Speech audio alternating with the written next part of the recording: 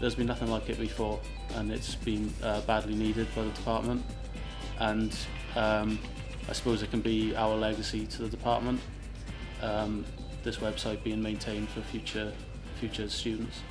The skills I think we'll learn on this are confidence, team building, working in a large team about the equivalent size of a local newspaper, almost working as they would, is a valuable skill that you just can't learn from writing essays. Well, I think the project in itself's a fantastic idea, and it's really useful for third year students to kind of get introduced to the real world, sort of, like the working world. But it is very tough, I'm not going to lie. In our third year, it is hard work to be doing dissertation, final project, as well as thinking about something on the side. But yeah, very worthwhile, I think. Well, at first I actually thought that the website was I wasn't fully behind the idea, but over the last few weeks, having to get to interview people and stuff, I've really become a lot more confident in myself, and I think I can take notes a lot better after interviewing past alumni students of the university. You said you weren't sure about the project at first. What was making you unsure? It's just the amount of work basically third year students have on at the minute, and sort of the extra time that it would take, but I think it's going to be beneficial for developing the skills in the industry. So I'm fully behind the project now. What kind of learning curve do you think students could go through on the website? A very steep one, a very steep learning curve. It's taking you from doing your coursework like you usually would, but making it presentable on a professional scale. It's making you do something more than just coursework just to pass. You want to have it on the website, you want to show it to potential employers.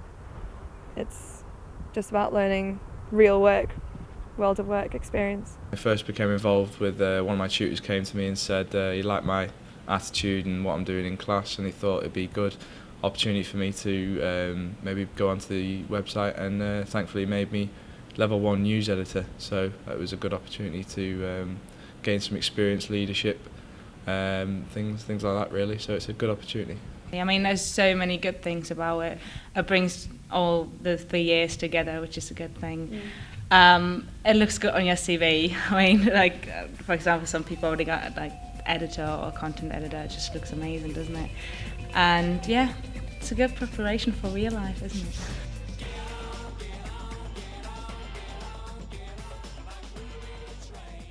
"20 years ago today, the lives of 96 Liverpool football fans were lost at Hillsborough, and today at Anfield, those lives were remembered.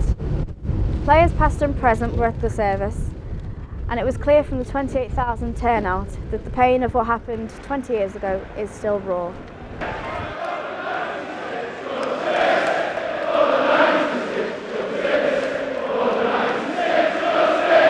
Well, as a student journalist, it was a brilliant opportunity for me to come and look at a real life event. It was an emotional event, and it was being screened all around the world, really, and to be part of that, to be covering that, was a massive opportunity for me, and I'm grateful to John Moores for giving me that opportunity to do that. When I heard that we were going to be doing a load of coverage on the Hillsborough disaster 20 years on, I really wanted to go back home and give the Sheffield angle of it, because growing up there, like, over the last 20 years, it's been a real big part of the city's history, and it's something that I'm sure never really hear much about here because of the obvious pain that Liverpool's been through. It's not really, it's a secondary issue, but I still felt it was a valid thing, that people still care about it, people still remember it, and it's something that needed to be looked at. The best way to exercise those skills is in a real world, and what better way to do it on live events and things that real news teams would cover, and to be able to do that as a student and get that kind of experience early on before entering the real world, is a good grounding for us.